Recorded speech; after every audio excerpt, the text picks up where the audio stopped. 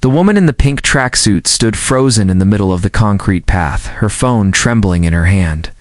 Behind her, cyclists slammed their brakes. Construction workers stared. A county inspector whispered, "Is that a bull?" Folded my arms and looked straight at her. "Ma'am," I said calmly, "you might want to step back." "He doesn't like strangers blocking his way," she screamed. "You can't block this bike path." Right on cue. The massive longhorn lowered its head.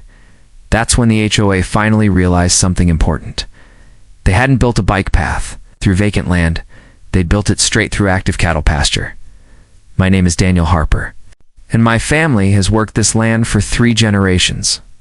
500 acres of rolling pasture in the Midwest, tall grass, open sky, windmills in the distance, and cattle, real cattle. Not the Instagram kind. This land wasn't part of some shiny gated suburb when my grandfather bought it after World War II. Back then, the nearest town was 10 miles away. Then the city crept closer. First came paved roads, then utilities, then developers, and finally the HOA.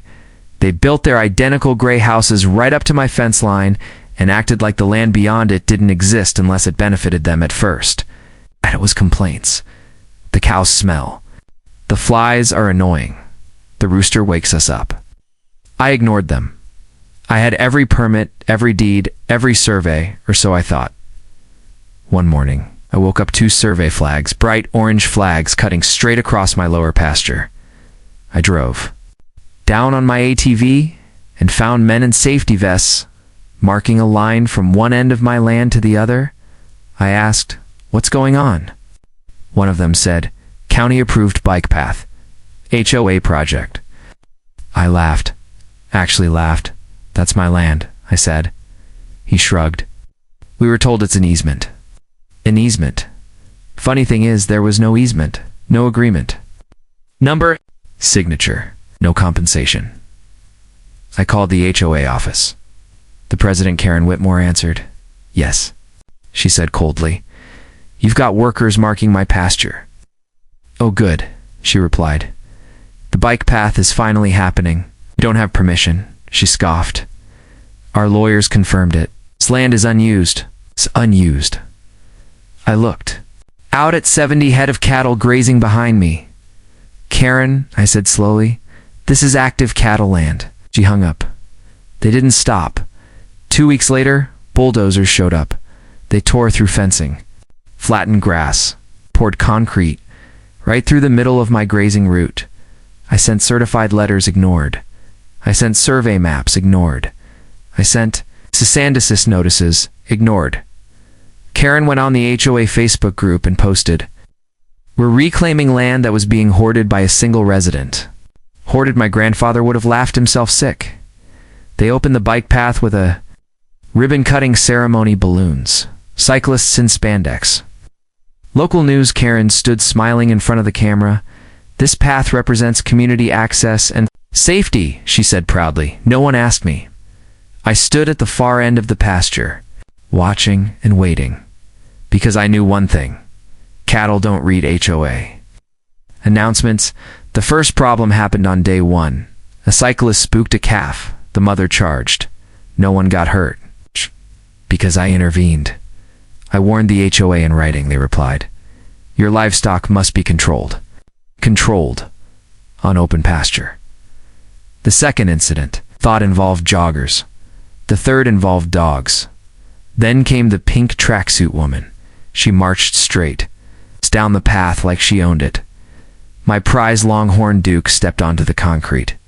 He weighed over 1,800 pounds. She screamed at me, "You can't block this way."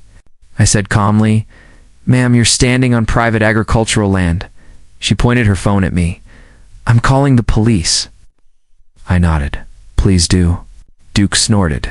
The cyclists fled. The construction workers climbed into their trucks. Karen arrived 10 minutes later, furious. "This is harassment," she shouted. Duke pawed the ground. Karen froze. The dispatcher was still on the phone. The sheriff's deputy arrived and stopped short. He looked at the bull, then at me. "Daniel," he said, "what's going on?" Karen screamed. He's blocking a public bike path? The deputy asked calmly, Is this your land? I handed him the deed survey maps, county tax records, agricultural zoning documents. He flipped through them slowly. Karen's face changed. The deputy turned too. Karen, ma'am, this is not an easement. She stammered. Your attorney is wrong, he said. The county inspector arrived next, then the city engineer, then the news cameras turned. And that's when the truth came out. The HOA had assumed an easement based on outdated development plans. They never finalized it, never recorded it, never paid for it. They built on private agricultural land. The county shut the bike path down immediately. Red tape, barricades, closed due to safety hazards. Karen screamed at everyone. Then came the fines, then the lawsuit, then the insurance denial. The HOA had to remove the concrete, restore fencing, reseed pasture, pay damages, cover legal costs, and compensate me for loss of livestock. Movement, the HOA tried to blame me publicly, so I released the footage, the warnings, the letters, the calls, and one final clip. Duke standing calmly on the bike path. The caption read, Active Cattle Land. The HOA president resigned 2 weeks later. Property values dropped. The bike path was never rebuilt. Today, the pasture is restored. The cattle roam freely, and the HOA installed a very tall fence along my property line with a sign, Private Agricultural Land, Nitrogen Monoxide, TRSPAs.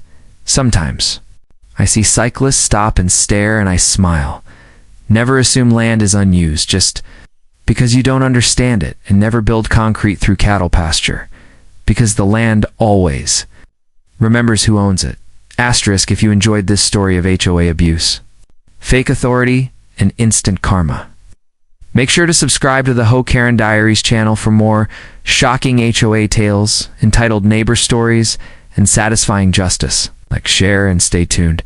The next story is even crazier.